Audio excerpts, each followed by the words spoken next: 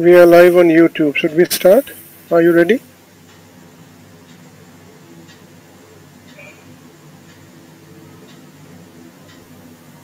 Hello? Oh, sorry, I muted myself. Yes, I'm ready, sir. Yeah, fine, fair enough.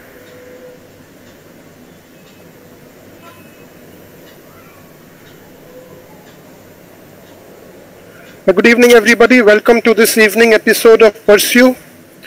And this is Pursue 18A, which is malignant lymphoid and plasmacytic diseases. And we are streaming live from Basavatarakam Indo-American Cancer Hospital via Kolkata. And we have a very interesting topic which is very relevant, which is classification of malignant lymphoid disorders, followed which we will have approach to acute leukemias by flow cytometry, which is the in thing now, and acute lymphoblastic leukemia. And to talk on that, we have somebody who is an expert hematopathologist. We have Dr. Manasi Mundada. She is an MD, DNB pathology. She is a consultant pathologist in the famous Basavatarakam Indo-American Cancer Hospital and Research Center, Hyderabad, with areas of interest in leukemia, lymphoma workup, flow cytometry, and molecular pathology. So we have the right person for the right topic, and that is going to be something very interesting for the next 1 hour or so. Before I ask Dr. Manasi to start, let me request all of you, please keep your mic muted, your camera off, and please do not share your screen. We are live on YouTube, so we will start. So Dr. Manasi, please share your screen and let's start. Thank you so much. Just press the arrow. Yeah, fine, great.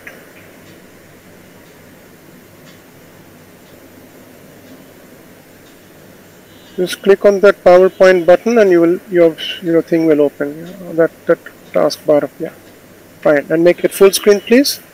Right. Yeah, right. That's fantastic. Please start. So, all of you can see my screen now. I can see your screen. We can hear you clearly. Absolutely, start. Thank you. Right. First of all, at the outset, let me congratulate Dr. Nadeem for the excellent Herculean task he is doing with these presentations. And I'm very thankful for him for making me a part of this series. So the topic for today is classification of malignant lymphoid neoplasms. And the second part of it is approach to acute leukemia by flow cytometry pertaining to acute lymphoblastic leukemia. So when I started thinking about this topic, I thought, why classify? What is the need for classification? And I found a very apt answer by Dr. Harris in WHO Classification 2016, in which he says classification is language of medicine. Diseases should be described and defined before they can be treated. So when we classify something, we give it an identity.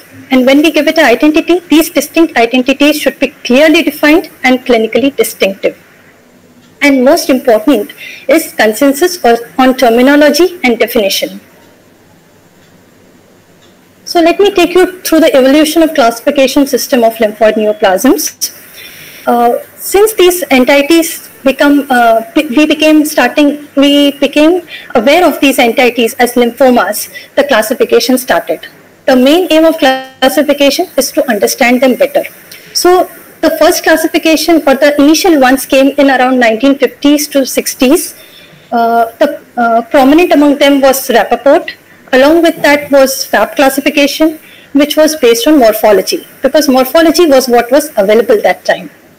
Later, as the ancillary techniques evolved and immunophenotyping and IHC came into prominence, the classification started diversifying with morphology and immunophenotype, like we see in Luke Collins and Keel classifications. All these classifications till 1980s were done by hematopathologists, in which they studied morphology and immunophenotype and went on classifying. However, there was a divide between a morphology and the functional aspects of these. How do they behave? So with this idea, in 1982, the NCI put forth the International Working Formulation. In this formulation, the intent was to make a common language between the pathologist and the treating clinician. So the clinical behavior as a low grade, intermediate grade and high grade were taken into consideration. No different distinct clinical entities were put forth in this. Only the morphology and the clinical behavior was seen.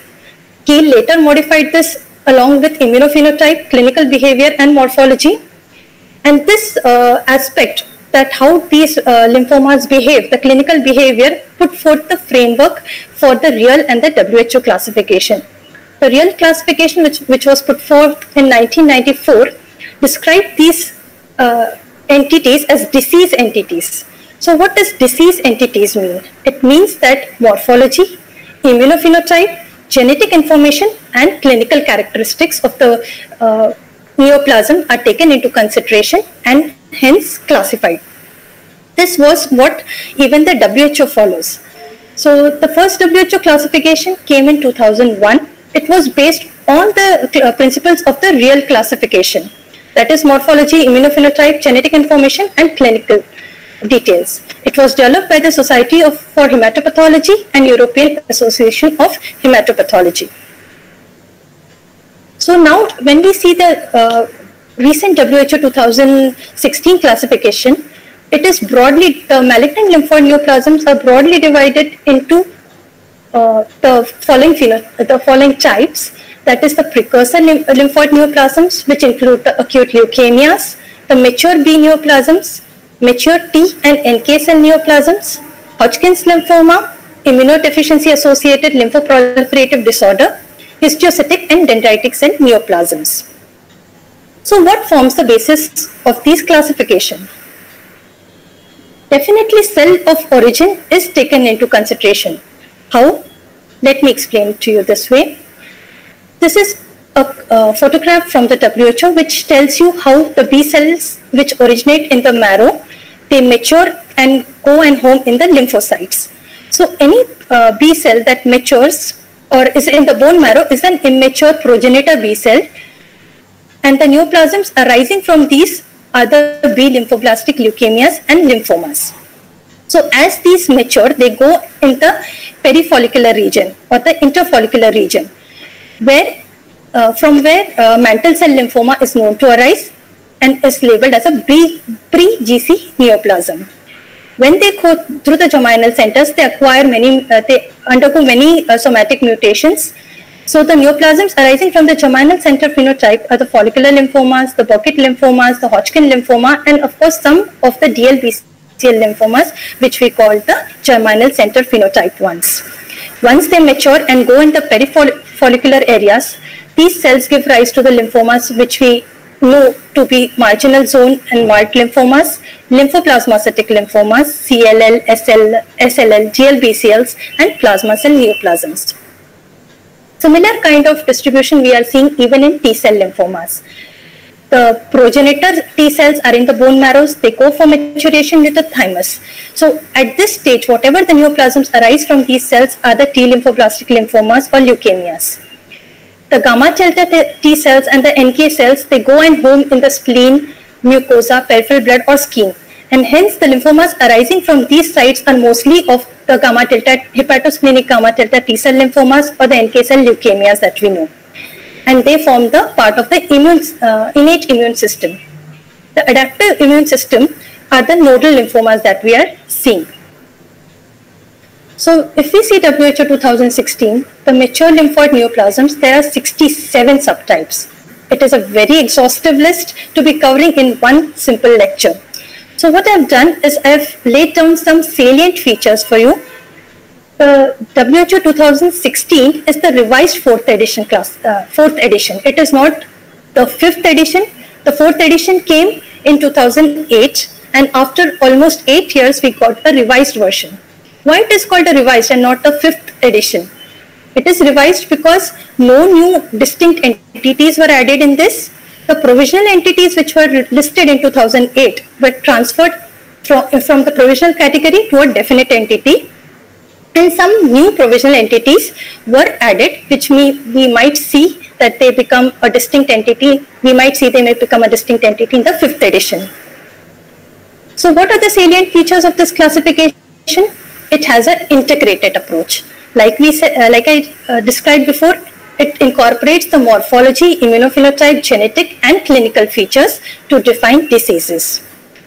So like I said, rather than just being a cell of origin, we do see some glimpses of cell of origin classification in the WHO 2016 classification. However, the emphasis is on identification of distinct clinicopathologic entities.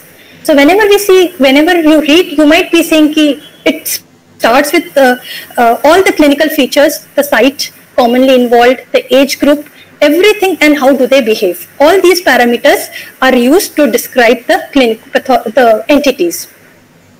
The important point in 2000 WHO classification, it was a consensus.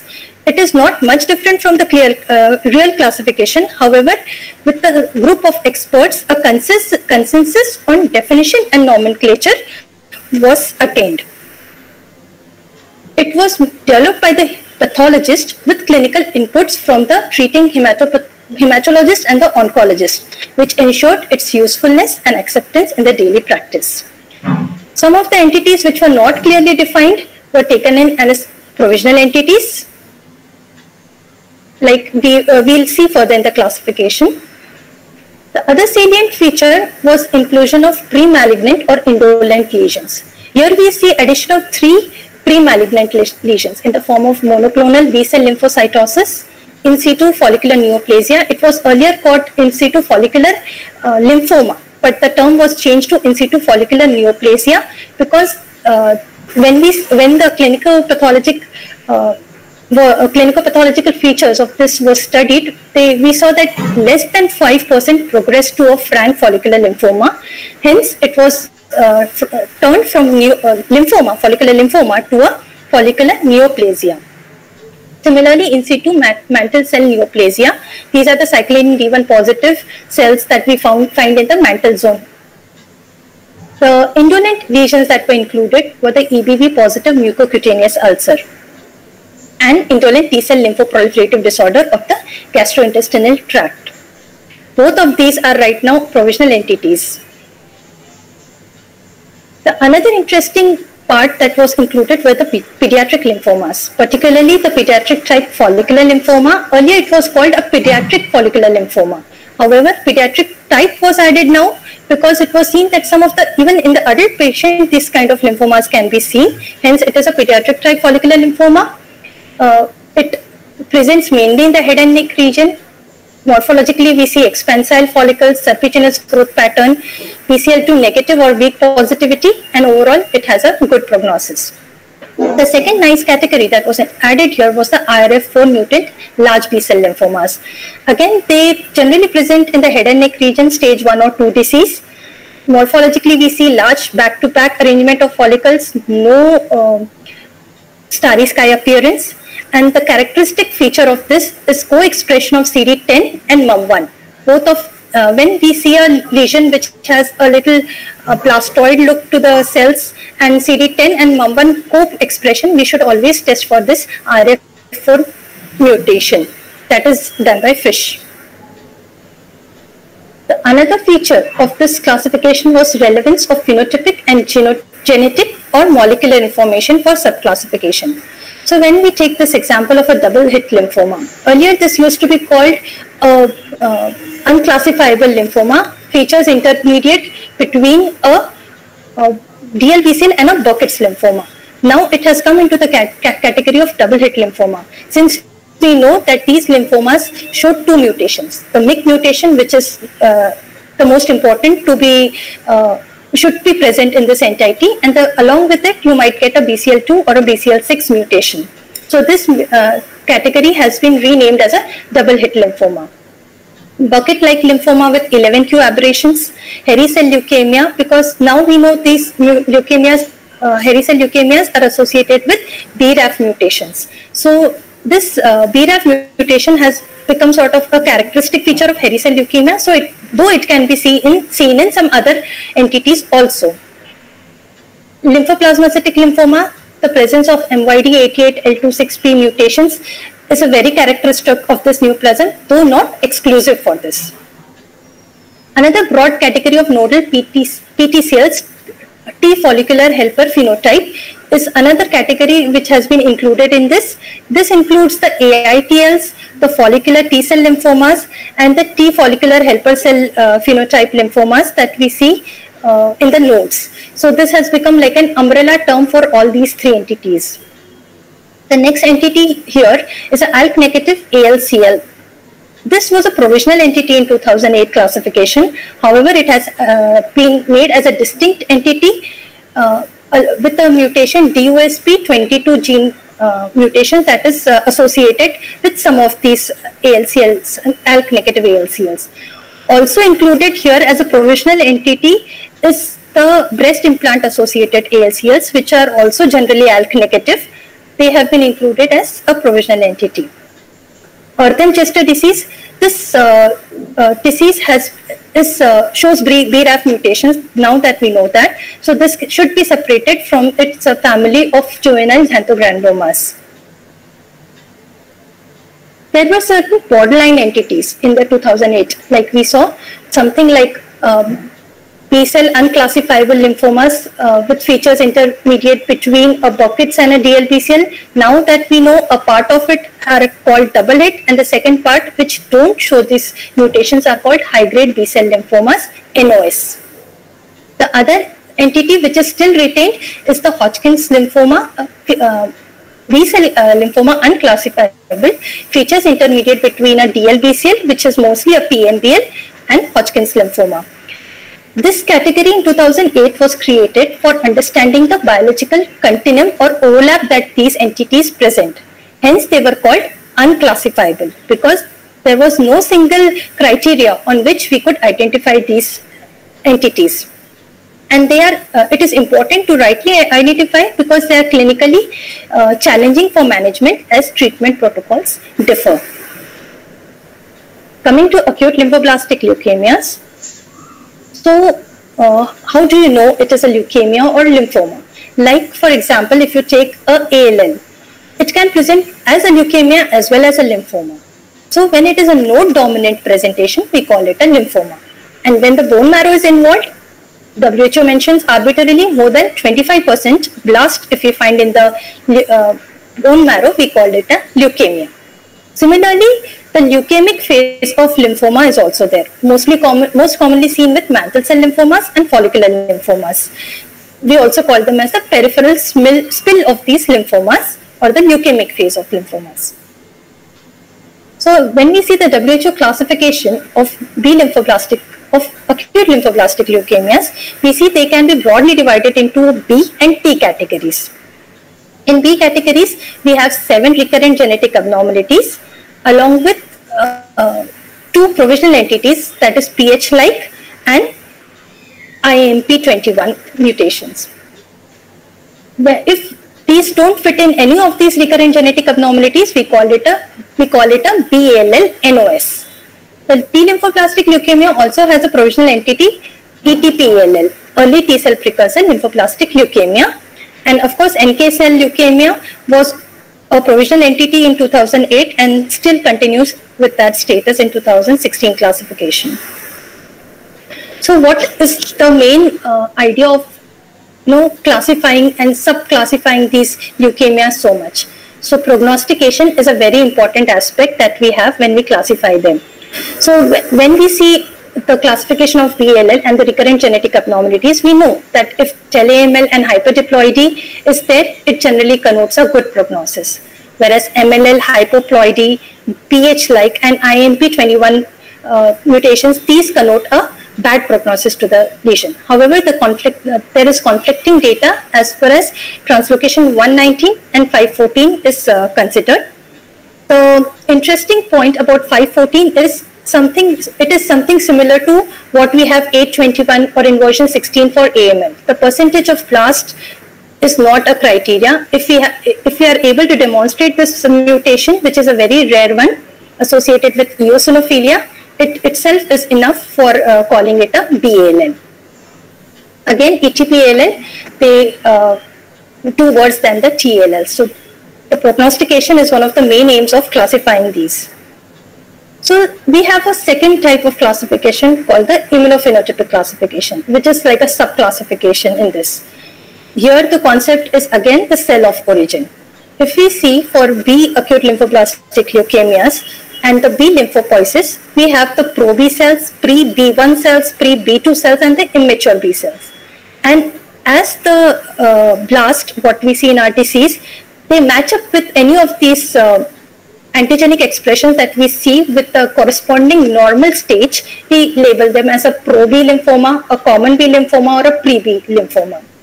However, this is not very significant or widely followed.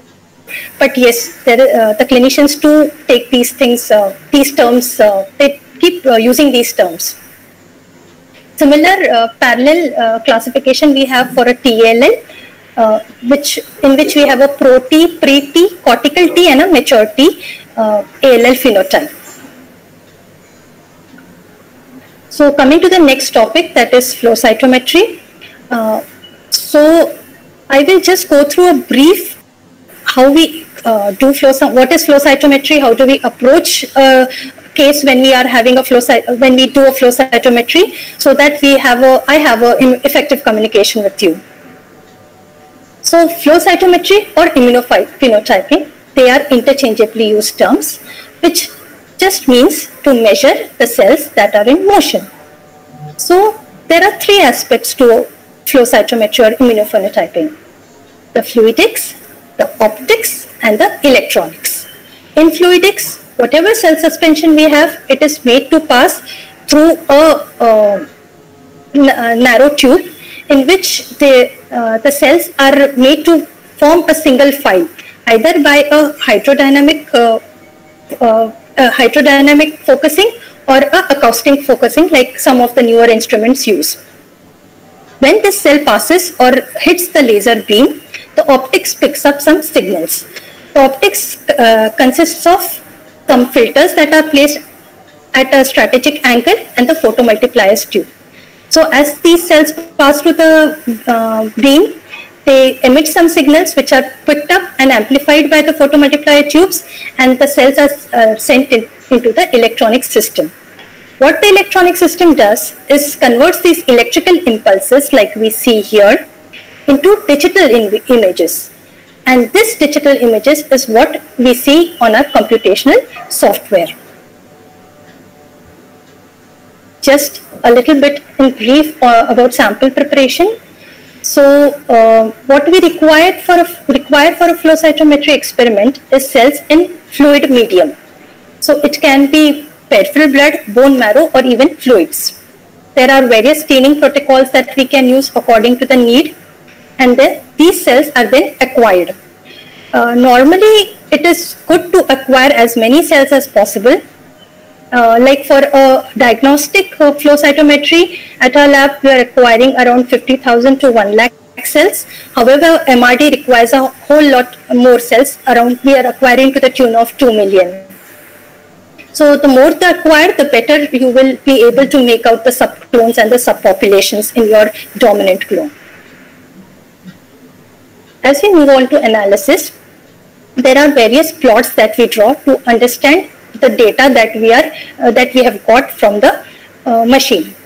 So first is to confirm a stable data acquisition. How do we do that? A time versus SSC plot will show you how stably your machine has aspirated your sample and how well it has processed it. Then we plot a singlet gate. A singlet gate is what it is, a FSC area versus a height gate. So when we plot a gate of FSC A versus H, we get something like this kind of clusters. What represents here are the debris. Here is our population, which is going diagonally up, and here is our again doublets. So our aim is to acquire and to analyze only the singlets. So we gate these singlets, and further analysis is done only on this population. So what are doublets and why are they being discarded? So doublets are formed when two cells adhere to each other. So if we have a cell like a B and a T lymphocyte, or a B and a T cell, and they are adhered to each other. So when they pass through the laser beam, what will happen? The laser beam will refract the light, and they will be seeing like expressing B cell markers as well as T cell markers. Now we know practically any normal lymphocyte cannot be B and T both. So we will be getting a confused picture. Suppose this happens on a blast. We know there is a category of leukemias that are called the mixed phenotypic acute leukemias. So if we are assessing our doublets, so many of our doublets, it might happen we might mislead and make a diagnosis of a MPAL. So hence these doublets should be excluded from the analysis. Then FSC versus SSC plot is made, which establishes the viability. How? This is the area where your dead cells will come or your debris will come. This is the area where you will have your lymphocytes, because they are little higher on FSC. We know FSC corresponds to the size of the cell, while SSC corresponds to the internal complexity or granularity in the cell. So debris is which will have nothing, no forward scatter, because hardly it is like a debris, it's waste, and there will be no side scatter. These lymphocytes will have a little bit of, they are the smallest cells, so they will have a little bit of forward scatter and no side scatter because no granules. These blasts will be again little bigger than lymphocytes, hence they will come and fall in a region which is higher on the FSC scale. And if they are lymphoblasts, not much of side scatter, myeloblasts a little higher. Monocytes is what we see here, and granulocytes are these cells. This cell cluster represents a granulocyte. So till here we know we could, here we saw that, okay, we understand that there are some lymphocytes, there are some blasts, but are we able to find out how many and where are really the blasts? So this next gate is what helps us. It's a blast identification gate. It is a CD45 versus a SSC scatter. CD45, like all of you know, is the common hematopoietic marker. It is a backbone marker for any flow cytometry experiment. So when we put the CD45 versus SSC plot, we see the populations divide up very beautifully. So what I have marked here in a red circle is the blast progenitor gate, or the blast hole, like some people like to call it. This here, very high on FSC, CD45, or the brightest CD45 cells in a sample are the lymphocytes. So they come and lie here, and we see the side scatter is very minimal, the least of them all. Here what come and lie are the monocytes, because they are equally or even sometimes more brighter for CD45 than the lymphocytes. However, due to granularity, they go up a little higher on the SSC plot. And this are the neutrophils or the granulocytes that we see. So what we do is we put a gate around them. What is gate? Or so many times we keep hearing gating. So what is gating? It is just a plot that you put around these cells, so that, like you see here, there are so many events. All these single dot, they represent an event here. So you see there are so many events here. Now if I want to study this group of events, I just put a gate or a plot around it, and all of these events start moving like a single population. So whatever one event will be, one dot will be showing, or one event will be showing, the entire population would be representative of it. So we have made a blast gate, the lymphocyte gate, the monocyte gate, and the grans gate. The colors don't matter. Whatever you're familiar and comfortable with, you can put up that in your software. And this is the debris region, or CD45 negative region. We'll look into it further. So coming back to this blast gate. So how do you identify these blasts? So they are something which are dim CD45 positive. So are blasts the only cells that will be lying in this gate? Oh, this is called a progenitor gate, but except blasts, there might be many other cells that might form the constituent of this gate. It might be basophils, plasmacytoid dendritic cells, hypogranular neutrophils in cases of MDS, NK cells, and even erythroid precursors might come in the CD45 negative gate, or the dim CD45 gate. So this is a rough cartoon where, in which I would like to tell you how the different blasts generally we see where they are placed. So we have these B blasts in which we see they are like dim CD45 to moderate CD45. So this is the region that is occupied by the B-ALL blast, and they are very low on the side scatter. However, the T lymphoblast, they are a little more brighter and they just abut the lymphocyte cluster. The myeloid blast, like we know, they are a little larger in size, little more granularity, so they rise up a little higher and they come to lie here. The monoblast, like the monocytes, they are very bright for CD45 and they come and occupy this position. The promyelocytes of APMN, they typically form a tear-shaped kind of graph here, which shows that they are moderate 45 positivity, however very high on granularity. And this region, CD45 negative region, is also a very important region. We not only find debris in this, there might be other things that might be lying here. There can be erythroid precursors, erythroblast, megakaryoblast, and very rarely we have seen even B-ALL blasts sometimes can occupy this region, and therefore this should not be overlooked. This should always be studied whenever we evaluate or analyze our cases. Now, another important point when we analyze are the internal controls. What are internal controls? They are the normal cells that we see in our peripheral blood sample. They can be lymphocytes, they can be granulocytes. So these these cells form internal controls for our experiments, because we know there will be some B cells. So when we put up a CD19 marker here, there should be some cells that have picked up this CD19. So we know that CD19 has been added in the experiment. Similarly, we know there are T cells in our sample. So when we put a CD3 antibody and see, there should be some amount of population of cells which have taken up this fluorochrome.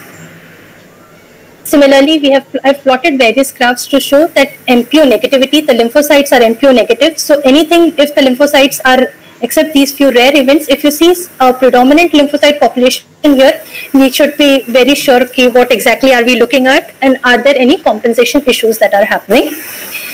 Again, these are the B lymphocytes. Here I've put up a plot for CD3 versus CD7. So I see these cells which I was seeing here, they are showing co-expression, which is what is normally seen for in a T lymphocyte. It should be positive, both double positive for CD3 as well as CD7. So how do we decide this? So anything, when we plot a quadrant, which is what generally when you start off you do, you have a habit of doing a quadrant, which I think is helpful too. So you make quadrants. You know this lymphocyte are B lymphocytes. So you put a plot this way that they come and lie in this quadrant, which is the negative quadrant. Anything lying here could be a positive for CD7. Anything lying here could be positive for whatever thing is there on the y-axis that we have plotted. And this area will represent the co-expression, this 4 quadrant. Similarly, I have seen that my MPO has worked or not. I have put up and I have seen for the grants, which I generally label in green color. So I am seeing that the MPO has been picked up by the grants. So what is the main aim of doing a flow cytometry? It is lineage assignment. It is one of the principal use of flow cytometry. So when we do a flow cytometry, we always use a panel of antibodies. We never do a single marker and finish at that and label it at like that. It's always a panel of antibodies, and the lineage assigned is composite of the antigen expression profile. The various antibody combinations, cytoplasmic versus surface antibodies, can be used as per the maturation that you are seeing. So this is the ALOT tube, or acute leukemia orientation tube. It is the primary tube that we use when we want to identify the lineage, and then secondary tubes are put in to confirm. So the backbone marker is always CD45 because it is expressed by all the hematopoietic lineage cells. There generally we put up 2 markers like CD19 and a cytoplasmic 79A for B, 2 T cell markers, cytoplasmic CD3, surface CD3 and CD7. then myeloid markers like a cytoplasmic M2 and CD117, and there are other markers that are involved. They are like CD34, 38, TDP. These are the markers of immaturity that we add to prove that whatever the lineage we are seeing, the blasts are blast due to the presence of the immaturity marker. So this is a table that shows the common lineage markers that are there. So for a B lineage, we have the lineage holding marker, that is CD19. However, cytoplasmic CD79A and cytoplasmic CD22 are also very good markers. PAX5, CD10 and CD20 are the other markers that we are seeing. For T, we have the cytoplasmic and surface CD3, which is the lineage specific marker, while other markers like CD7, which is the pan T cell marker, 2, 5, 4, CD8 and 1A are the other T cell markers that are generally form a part of a panel when we are working up for a T cell lymphoma. Myeloid neoplasms, cytoplasmic MPO is the lineage holding markers. However, other markers that support diagnosis are CD117, CD13, CD33 and CD15. The other markers that are there for monocytic differentiation can be 14, 64, megakaryocyte CD41, 61, and for erythroids CD71 and CD36. So addition of immaturity markers also plays an important role. If we find these markers, and so we are sure that what we are looking at are the blasts. So here we see that CD34 and CD20 are being co-expressed. So CD34 is a immaturity marker. Here CD38, generally the expression is a little moderate in hematogones. However, here we are seeing along with 10 a very homogeneous expression of CD38. So this is again a marker that helps us. And of course, this is a CD45 here. So we see there is a dim, very dim to negative expression of CD45 here. So can we do blast count on flow cytometry? We can, but there are some caveats that we should be aware about. So first thing that we should know, and we know that is WHO definition largely based on morphological blast count. So it mentions for AML it is more than 20% and for ALS more than 25%, and it is on morphology that the definition has been formed. Flow cytometric guided count might be different in few of these scenarios. So if we are seeing many blasts on morphology, but on flow cytometry suddenly we see they drop down. So what might be the reason? We are seeing very immature progenitor cells. So these might be the different stages of maturation or the hematogones as we call it, which on morphology sometimes are mistaken to be blast. In this count, definitely our flow cytometry count and the morphological count won't match. Again, hemodiluted samples, many times the first draw is made into a slide and we see a lot and a concentrated sample. However, the tubes contain hemodilute samples, so the blast count may vary. Thirdly, a practical and analytical point is that the denominator used in flow cytometry is CD45 positive events. This is morphology in which the total nucleated count, which includes the erythroids, is taken. So that might be one of the reasons where the blast count might not match our morphology count. So what are the principles of diagnosis? The phenotypic abnormalities form the mainstay of these principles.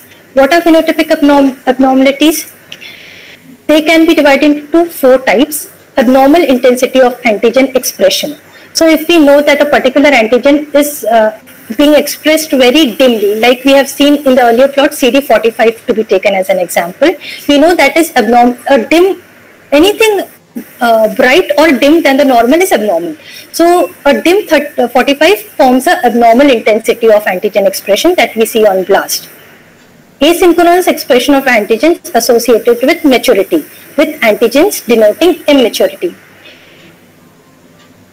What we saw in this plot, we are seeing that CD20, which comes in mature B cells, is getting co-expressed with CD34. So this forms a phenotypic abnormality. How come a blast, which is 34 positive, shows some marker that is CD20, that is a mature B cell marker? So this co-expression forms one of the bases of asynchronous expression of antigens. The third is homogeneous expression of an antigen, usually expressed at varying levels with maturation. So we will discuss this further, especially pertaining to CD10, which we saw in this plot here. We had a very bright homogeneous expression of CD10, which is again a phenotypic abnormality, and expression of antigens from other lineages, what we call aberrant antigens. So demonstration of phenotypic abnormalities, we'll take an example of a BALL. So generally we see the patients of BALL present with very high count in the peripheral blood, and it is not a difficult case to solve. However, there are certain scenarios, especially post-therapy, infection or partially treated cases where we see a regenerating marrow. When we see this regenerating marrow, we see there are various stages of maturation or hematocones as well as blast. So in such cases, flow cytometry becomes important in delineating these hematocones from the blasts. So in a normal cell, maturation follows a particular pattern of expression of antibodies. So what happens when a cell acquires a mutation? The tightly regulated process that is there of maturation, it is disrupted. So when this process is disrupted, the protein expression gets altered, and that is what we see in flow cytometry, the alteration. Quickly going through this maturation pattern of a B lymphoblast, because this is very important to be knowing whenever we are performing any flow cytometry experiment. So pre-B cell is what is expressing CD34, TDT and 22. As it matures into a pre-B cell or pre-B1 cell like we call it, it acquires few antigens, that is like CD10, which is bright, CD19 and CD45 comes in. As it further matures, it loses out on the CD34. However, other antigens like CD20 and cytoplasmic immunoglobulins are acquired. As it further matures, even TDT is lost. However, there is stable expression of a 10, 19, 20, 22, CD45 of course, and along with cytoplasmic, even the surface immunoglobulins appear. So let's go to a case scenario where we have a 3-year-old child with splenomegaly and leukocytosis. So here I have put up and I am showing you I have gated this singlets. What steps we went through right now, it should be done in each and every experiment. You should see your singlet gate. You should be sure that what you are analyzing are only the singlets. Then comes your next plot. I have skipped the viability plot because we are sure about the viability of, in this case, it was a fresh sample. So when we plot a CD45 versus SSC, we see that according to CD45 and SSC, these population divide up. So we know these are the bright, bright 45 positive. So these are the lymphocytes. These are the monocytes, granulocytes, and this region is the blast region, which is a very heterogeneous one, right from very dim 45 up to moderate CD45 is what we are seeing. So how is that I'm calling it a moderate or a dim, or how am I adding that adjective of a moderate, dim or bright? So we know CD45 brightest are the lymphocytes. Anything that are a little dimmer than this will be the moderate, and very dim will be the dim category that is there. So we have plotted, we have made a blast gate here. Let's analyze this population further. As we go further, let's check up on our internal controls. So I'm having some population here of lymphocytes, which is CD19 negative. So I don't know whether 19 has worked or not, but I have a population here which seems to be corresponding to this, which is 3N79A positive. So the antibodies have been added. Here CD19 expression is there. There must be some lymphocytes which are overlapped by the blast. MPO has worked. I am seeing it in the monocytes as well as the granulocytes. So it looks to me like our controls have worked. Yeah, here is the CD19 here. So we have added CD19 and it has worked. So once I'm sure that all these controls have worked, I go and analyze my blasts now.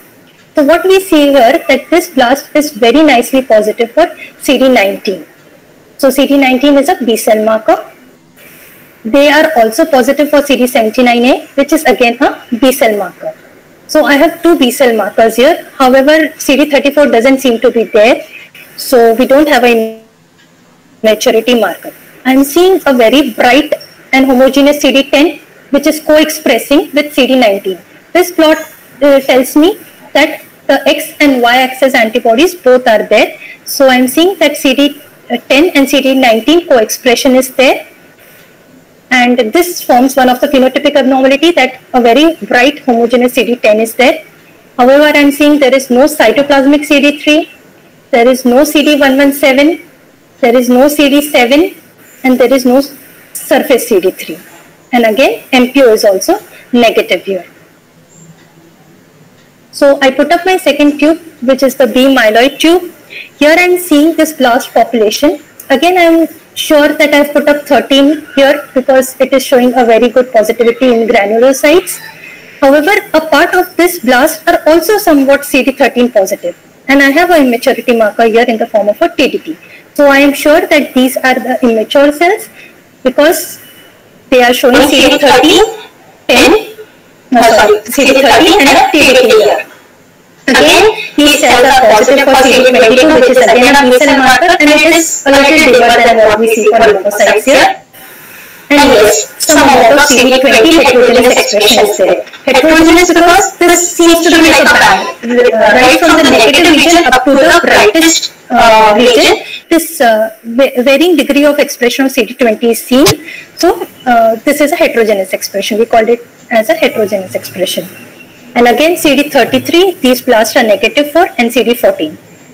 So what I have here, the positive markers are CD19, cytoplasmic 79A, CD10, CD22, CD20, TDT, and 13. So if we see our principles of phenotypic aberration, we have seen that these blasts are dim to moderate CD45. So there is decrease in the expression of one of the normally expressed antigen. Then I am seeing a very homogeneous expression of CD10, which is the second. The third is I am seeing that TDT immaturity marker is there, and I am seeing a cross lineage marker CD13 here. CD13 as we know is a myeloid marker. However, its presence is sometimes seen in BLS, so it also forms a part of phenotypic aberrations, cross antigenicity, cross antigen expression. And my T cell markers and other myeloid markers are negative.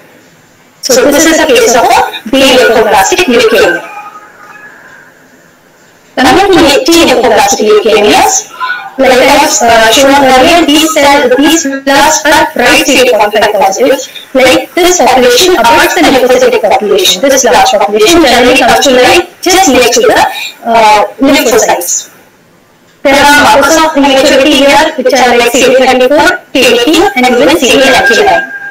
CD3 is the most specific marker or the lineage pointing marker for this group. CD7 is the pan-T cell marker. Pan-T cell markers, it is seen in almost all the maturation stages of a T cell lymphoma. They can be either double positive or double negative. So we see generally when a T cell matures, a T lymphocyte can be either CD4 positive or CD8 positive. That it divides into either of these lineages. However, here what we see is a double positivity or a double negativity, which is a phenotypic aberration that is there for a T lymphoblastic leukemia. And there is upregulation or downregulation of many of the markers like CD2 and CD5. So going through the maturation pattern of T blast, the most earliest to appear is CD7, which is very bright in a precursor T cell. Along with that, cytoplasmic CD3 is there. However, surface CD3 is absent.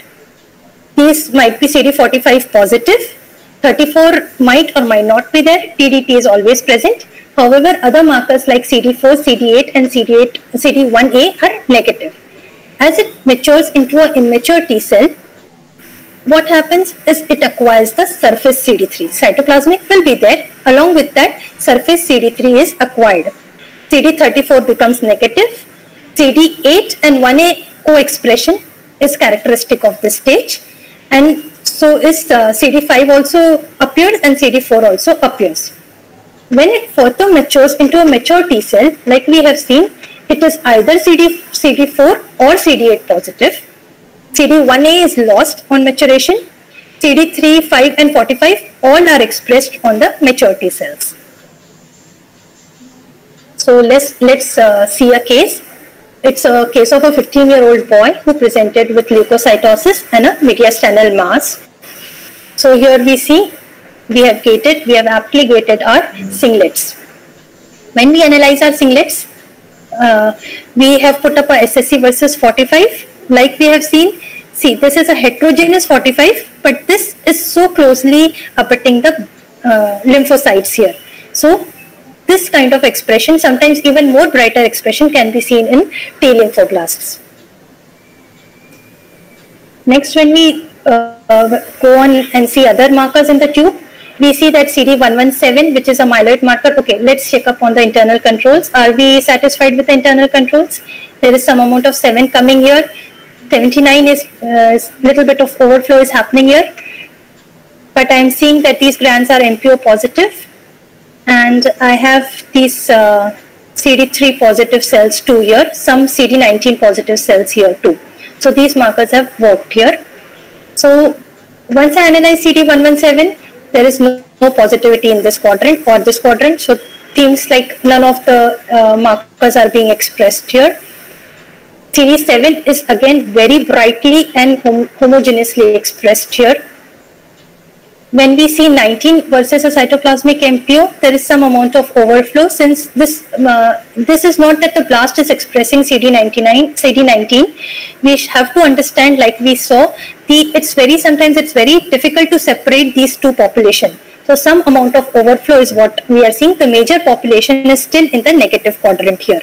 So these might be just some admixed blasts that have come very close to the lymphocytes and have been taken up in the I'm showing CD19 here. However, the predominant population is CD19 negative. Here we are seeing a very good expression of cyto CD3 and surface CD3 is negative. However, some amount of cells are showing a co-expression with cyto CD3. Further seeing these markers, we see CD8 is very nice. CD4 and 8 co-positivity is seen, which is an aberrant phenotype that we see in ALLs. CD1A, very beautiful positivity is there along with CD8 co-expression. CD5 and 2 co-expression is there. And again CD7 and 1A co-expression is there. So what positive markers have we got? We have got a very good cytoplasmic CD3. We have got a 7, 2, 5, 4, 8 and 1A. Absolutely all the markers that we have put up have come up positive in this case. So this is pretty easy to say that this is a case of a T lymphoblastic leukemia. And of course our B and other myeloid markers are negative in this. So what are aberrant markers? They are the cross-lineage expression of markers in acute leukemias. So commonly we see in BALL markers like CD13 and 33, which are myeloid markers, are seen, or CD2, 5 and 7, which are T cell markers, might be seen. They are CD13 and 33 are quite commonly expressed in a BALL. In AMLs, we see aberrant markers like CD7, 2, which are T cell markers, and few of the B cell markers like 19, cytoplasmic 79A, PAX5 can also be seen. CD56, which is an NK cell marker, is also aberrantly expressed in AMLs. TALLs commonly show aberrant markers. Mostly they are myeloid, 13, 33 and 117. So what is the use of these aberrant markers? They are a sign of a phenotypic aberrancy. So they help in identifying the neoplastic clone. But sometimes we should know that they may erroneously lead to a diagnosis of a MPAL. So knowledge of the aberrant markers is important.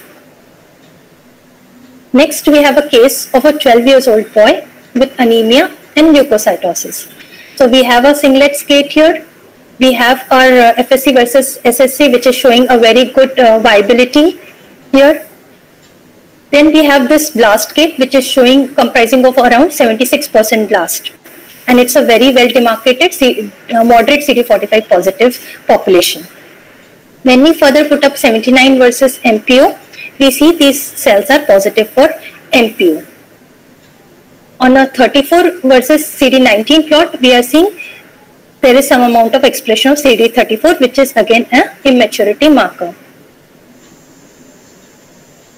CD10 versus 7 is a T cell marker. So we are seeing a very heterogeneous and bright expression of CD7 here. There is co-expression of a cytoplasmic CD3 and CD7 here. Here there is a co-expression of CD117 and cytoplasmic CD3. Now, like we recall, we got a MPO positivity here. This is CD17, which is again a myeloid marker. But along with these myeloid markers, we are getting T cell markers. We have already got two T cell markers, that is cytoplasmic CD3 and a CD7. So this seems to be like we are seeing two lineages here. So let's be sure, are we seeing two lineages or is it something different? So we are seeing CD13 versus 33. There is a co-expression here in part of the cells, and some of the cells are very brightly positive for CD33. Other T cell markers like CD1A, CD2 are negative here. CD5 and 4 again are negative here. So to summarize, we have positive markers MPO, CD117, CD13 and CD33. All four of them belong to the myeloid lineage. We have T cell markers like cytoplasmic CD3, CD7 and CD2. And there is CD34. So we are looking at the blast population and we have markers of two lineage. The B cell markers are, however, absolutely negative, and some of the T are also negative. Like I told you initially, the upregulation and downregulation of T cell markers is very common in a TLL. So we would like to label this case as a mixed phenotypic acute leukemia, myeloid T phenotype. So how do we label or when do we call a case to be a MPAL? We are following the WHO classification, where it says a myeloid lineage can be assigned on the presence of a myeloperoxidase, either by flow cytometry, IHC or cytochemistry. Either of it, if we can demonstrate myeloperoxidase, it belongs to the myeloid lineage.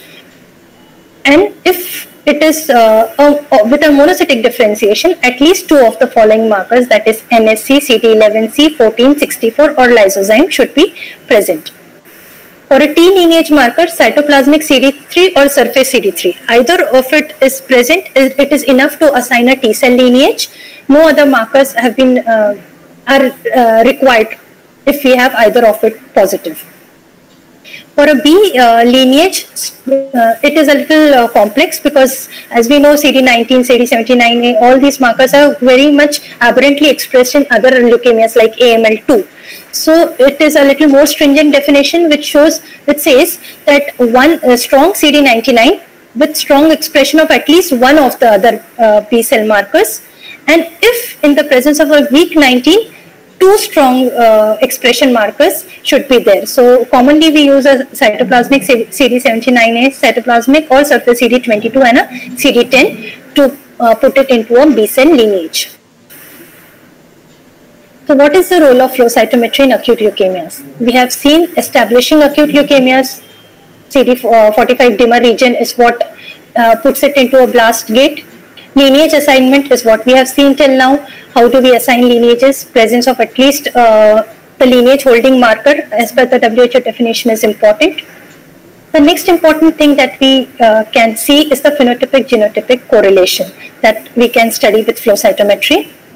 Prognostication, therapeutics, and of course MRD evaluation also forms a very important role in acute leukemias. So what is genotypic-phenotypic correlation? I have taken a case scenario of a 16-year-old patient who presented with leukocytosis and a WBC count of 440,000. So here, like, I don't have to say we have a very good singlet gate. What we are analyzing are singlets here, which is showing a very big population of around 94% of the blasts are there, and they are moderate CD45 positive. So we have a CD79A here, no NPO. CD19 here, CD7 is not there. However, some amount of CD10 is there. So by now, all of us are sure this is a case of a BALL that we are seeing, because we have a CD19, we have a CD10, and we have a CD79A here. I have missed the plot of CD3, which I can assure you was negative in this case. So this is enough to call it a case of a P-lymphoblastic leukemia. However, what we have started doing at our lab recently is we have started analyzing CRLF2 expression by flow cytometry as a part of a student thesis. And what we saw here is there was a very good overexpression of CRLF2. This is the lymphocyte that we are seeing, and this graph seems to be a little notch brighter than the lymphocyte. So this is a CRLF2 overexpression that was studied by flow cytometry. And like we know, CRLF2 overexpression, these cases might be a case of a PH like ALL. So adding this antibody can hint towards a genotypic abnormality, that is PH like ALL, which, however, this is just a screening thing. We need to confirm by the genetic tests, FISH for CRLF2 and JAK mutations. Another mutation needs to be carried out. However, this definitely is helpful at when to work out for the PH like ALL panel. The other phenotypic genotypic correlations that flow cytometry can help in is when we get B cell markers with CD1333 and CD25. These cases are known to, these cases should be screened for a 922. When we have a CD10 and 24 negative scenario along with CD15 and NG2 expression, that might hint towards a MLL rearrangement. If we have a negativity for 20, CD9 and 66C, and along with the aberrant expression of 13 here, this might hint towards a 1221. None of this markers done here in isolation are enough to label it as an MLL or a 922 arrangement. We need to follow it up with the proper molecular workup. Similar kind of associations are studied in AMLs too, like translocation 821 generally shows aberrant expression of CD19, PAX5 and 79A. 1517 we know is 34 NHLA DR negative characteristically, as well as CD15 negative, and translocation 122, which corresponds to the megakaryocytic phenotype, show a CD14 and 61 expression. The next role of flow cytometry in ALL is prognostication. So presence of certain markers are associated with worse prognosis. So generally more studied in AMLs are CD2 in APML, CD56, which corresponds to the FLT mutations, KIT mutations too. So they are associated with a worse prognosis. When we see pertaining to ALLs, we see ETP-ALL shows presence of many myeloid antigens like CD117, 13, 33, and which correlates with a ETP-ALL phenotype, and like we know it, they are supposed to do worse than a routine ALL. So we have a case of a 15-year-old boy with leukocytosis. So we see we have checked on our previous plots. We know that these are moderate CD45 positive cells. When we are seeing again a co-expression of a cytoplasmic CD3 and a CD117. So this is a very good homogeneous population which is co-expressing a myeloid marker along with a T cell marker. However, NPO is not there. Like we have seen for a definition of MPAL, NPO is very important, or presence of monocytic marker should be there. Generally, CD117 is dim to negative in a monoblastic leukemia. When we go ahead, we see there is no CD1A. There is a very good expression of CD7, a heterogeneous expression of CD7. There is expression of CD2. However, 5 expression is not there. CD3 versus 7 plot again shows surface CD3 is not there. However, 7 is there as we know. And 4 and 8, it is a double negative. CD4 and 8 negative. we put up further markers and we see there is expression of HLA-DR as well as CD13, and there is some amount of CD34 also there. Again, CD19 B cell marker is negative here. To summarize the phenotype, we have CD117, 13, 33 HLA-DR. These are the myeloid markers here. There are some of the T cell markers that are there, and characteristic absence is these T cell markers, 1A negativity along with 4 and 8 negativity and 5 negativity. This connotes it to be a early T cell precursor lymphoblastic leukemia. So the important point to remember here is presence of cytoplasmic CD3, absence of CD5, absence of CD1A, 4 and 8 negativity. 4 sometimes might be positive in some of the cases, and presence of these myeloid antigens, especially CD117, is important and forms the diagnostic criteria for a ETP-ALL. Other prognostic uses is ploidy analysis. It is done by FCV staining method. We are not doing it. What I can tell you in this is the ploidy analysis is being done. The cells are labeled with the FX cycle TM violet dye, and the ploidy for lymphocytes is compared with that of blast. What we see here is this is the lymphocyte gate, this is the blast gate in gray, and it seems to be a little higher on the scale. Hence, this is positive, or a hyperdiploidy is what was seen. There are some mathematical calculations which are very beautifully elaborated in this paper by Dr. Prashant Tembare. So again, we know ploidy is important in BALLs because hyperdiploidy connotes a good prognosis, while a hypodiploidy connotes a bad prognosis. Similarly, this can be used even in cases of multiple myeloma, where ploidy analysis has a significance. So there is some therapeutic role too. So presence of some antigens have a potential therapeutic benefit, like CD22, for which we have a drug inotuzumab, which has a role in a refractory or relapsed BALL setting. CD20 is the very commonly we know rituximab that is available anti-CD20, and again something like a blinatumomab has come up for CD19. So I have one more interesting case scenario here. So this was a 10-year-old boy diagnosed as acute leukemia outside, and bone marrow was sent for flow cytometry. There was a history of multiple swellings in the neck. So when we saw the morphological evaluation, we always do a morphological evaluation before we run a flow cytometry experiment. Here also we saw this. We saw there are these large cells that are looking like blast. Some of them are showing blebs. So we worked up this case for a flow cytometry experiment. What we saw, like till now, whatever graphs I was showing you, it was such a well-defined, properly coming cluster. Here we saw a very heterogeneous, very vague kind of thing. Look at even the plot that I had to draw to include these cells as CD45 moderate positive. However, none of the markers that I am seeing here, like CD79A I ran, there was nothing. CD117, there was nothing. Cytoplasmic MPO, CD19, there was nothing. The only marker I got here was a CD56.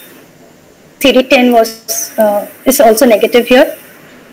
So with this, we started thinking, what exactly are we looking at? Is it an acute undifferentiated leukemia? It can be, but again, what drew our attention here was this kind of scatter here. This is not the kind of scatter you should expect. Either you should think the sample is degenerated, hence showing this kind of scatter. However, when we saw here on morphology, the cell seemed to be fine, and it was a fresh sample. So that degeneration should not be a cause. There should be something else which is making the cell scatter this badly, and only 56 is what I am getting in a partial population. So we went back to our, okay, so we have put up some more markers here. So CD33, 13, none of these has worked. CD7, this is what our compensation issues that we are getting in this, or autofluorescence, or something that is disrupting the expression here. So we went back to our morphology, and we saw that there are these clusters of cells There are some rosetting that is here, and we thought this is a case of involvement by a round cell tumor, which on IHC was proven to be a neuroblastoma metastasis. But we learned a lesson here that the morphology needs to be done more stringently. So to summarize, WHO 2016 is a revised fourth edition. It has an integrated approach to defining and diagnosis of hematolymphoid neoplasms. Flow cytometry is a very efficient tool in diagnosis and prognostication of acute leukemias. It is a multi-parametric approach. What we see on IHC is like single marker on a single slide. However, on a flow cytometry, you can see multiple markers, combination of markers on a single cell. So it is a multi-parametric approach. Knowledge about the normal maturation is very, very important, not just for diagnosis, but also in MRD, and it helps in identifying the neoplastic clone. It is very cost effective and robust technology. Role of morphology cannot be undermined. Thank you.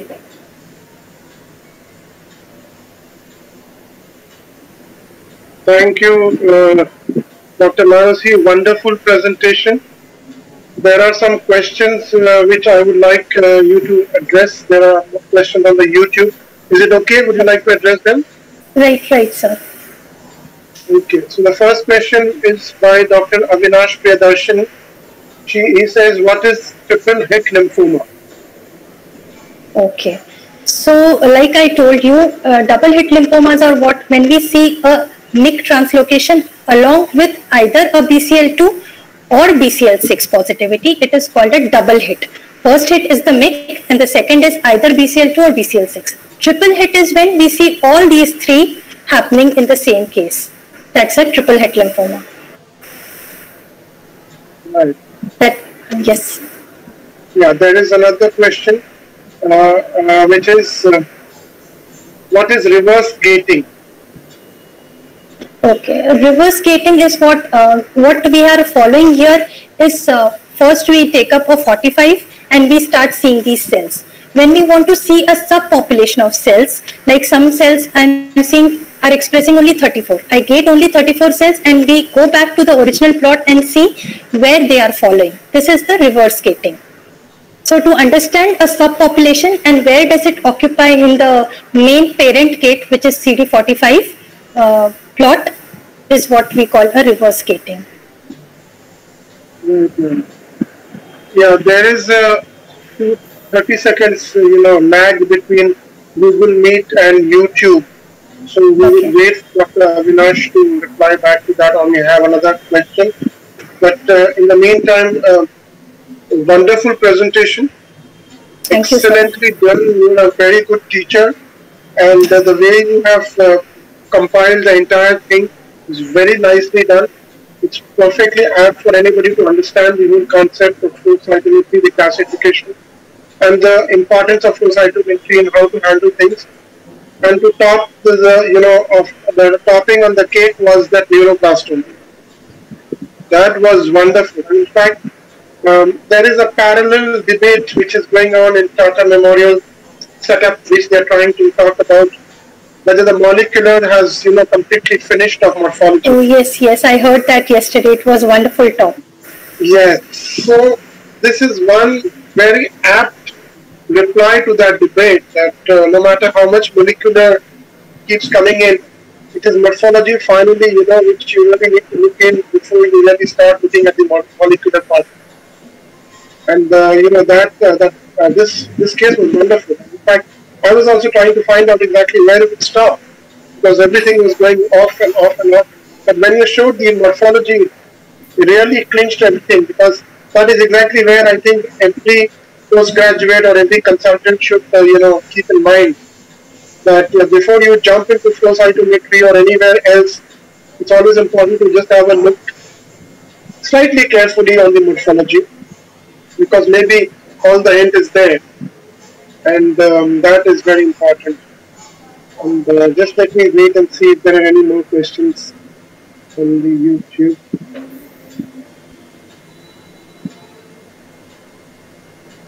Just give me a few seconds, because it takes some time, for it to come.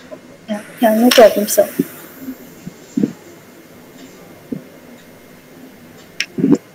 I think Kinjan has put up a question here, sir, regarding how do we do MRD by flow cytometry? Yeah.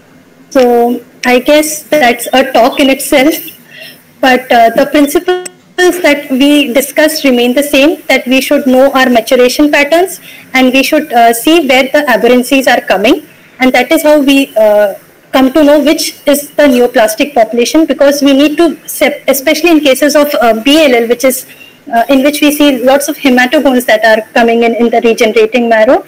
So we need to find a small population which are showing all these aberrancies that we discussed and separate them from the hematogones and make out the blast population. The calculations are just mathematical. So it's there built in the software. But important part is how to pick up the small population in a MRD. Yeah. Is there any other question in the Google Meet anybody would like to address?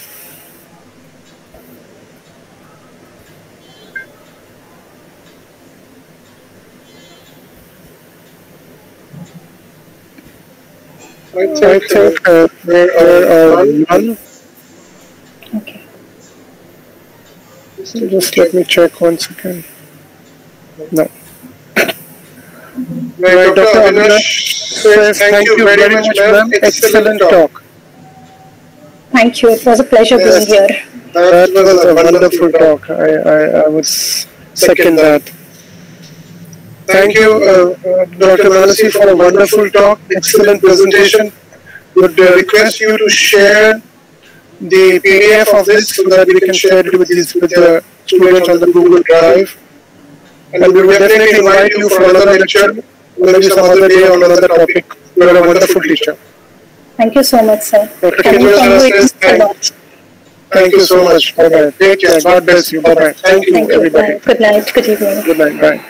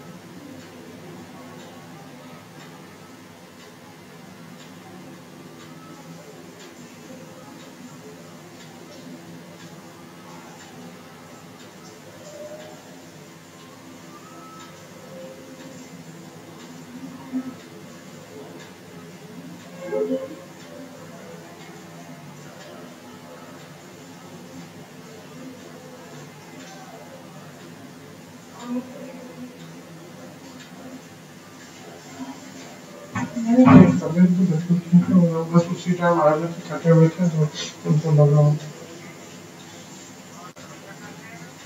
हाँ मैं ऐसे ही उनको बुखार नहीं है